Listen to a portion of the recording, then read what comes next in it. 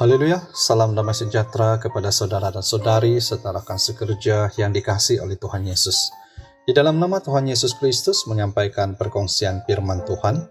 Pagi ini menggunakan nas dalam 1 Tawarik pasal 13 ayat 1 hingga ayat 4 untuk saling mendorong.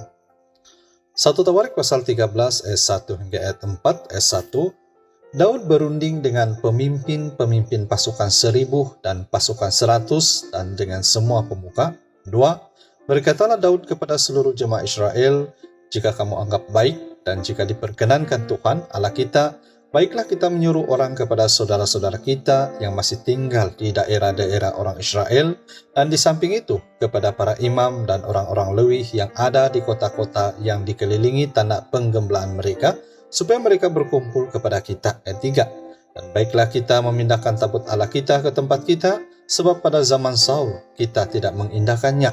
4. Maka seluruh jemaah itu berkata bahwa mereka akan berbuat demikian, sebab usul itu dianggap baik oleh segenap bangsa itu.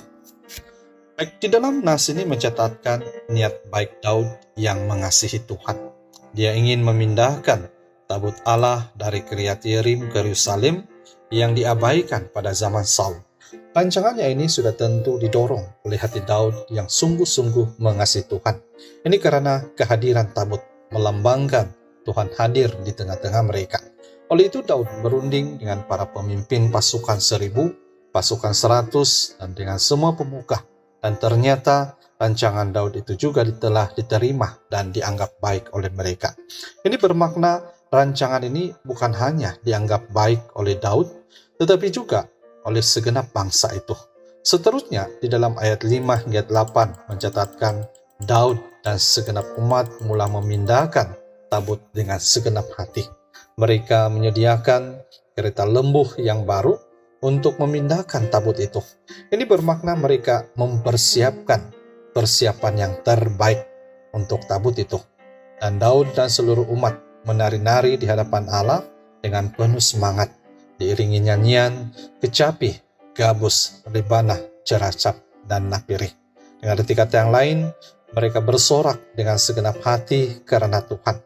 Namun kalau kita perhatikan di dalam ayat 9 hingga ayat 10 yang seterusnya, di situ mencatatkan perarakan ini telah berakhir dengan satu tragedi yang menggerikan, di mana Tuhan telah membunuh Uzza karena memegang tabut Allah ketika lembuh yang menarik kereta itu tergelincir. Rancangan yang baik lahir dari hati yang mengasihi Tuhan dan telah dilakukan dengan segenap hati, telah membangkitkan murka Tuhan. Niat yang baik berakhir dengan murka Tuhan. Dari sudut manusia, tindakan Uzza adalah yang sepatutnya. Ia adalah tindakan yang spontan dengan motif yang baik. Namun mengapakah hal ini telah membangkitkan murka Tuhan sehingga membunuh Uzza pada waktu itu? Jikalau kita meninjau dari sudut ketetapan Tuhan tentang tabut, maka kita mendapati bahwa cara mereka menyempurnakan niat yang baik itu tidak menepati kehendak Tuhan. Berdasarkan catatan dalam 1 Tawarik pasal 15, di situ ada mencatatkan ketetapan Tuhan tentang siapakah yang harus mengangkut tabut dan bagaimana ia harus diangkut. Di dalam ayat 2 mencatatkan orang yang ditetapkan Tuhan untuk mengangkut tabut adalah orang Lewi. Dan dalam ayat 15 pula mencatatkan tabut ini haruslah diangkut dengan cara mengusung.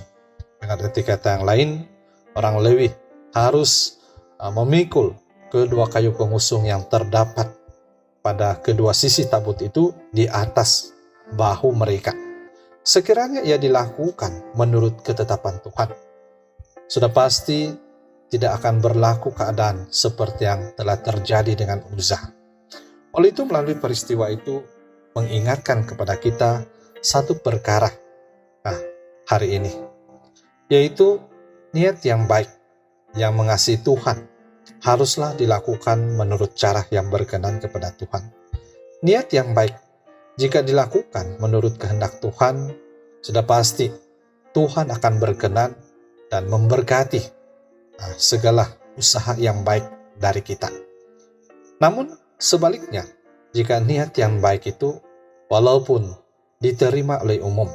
Namun jika dilakukan di luar kehendak Tuhan, tentu saja niat yang baik itu tidak akan dikenan oleh Tuhan. Sebaliknya akan membangkitkan murka Tuhan. Oleh itu hari ini bagi kita, marilah kita mendekat kepada Tuhan dan beribadah kepadanya menurut cara yang berkenan kepadanya. Ini karena segala jalan Tuhan adalah kasih setia dan kebenaran yang akan memelihara perjalanan kehidupan iman kepercayaan kita. Marilah kita bangunkan kehidupan di dalam takut akan Tuhan.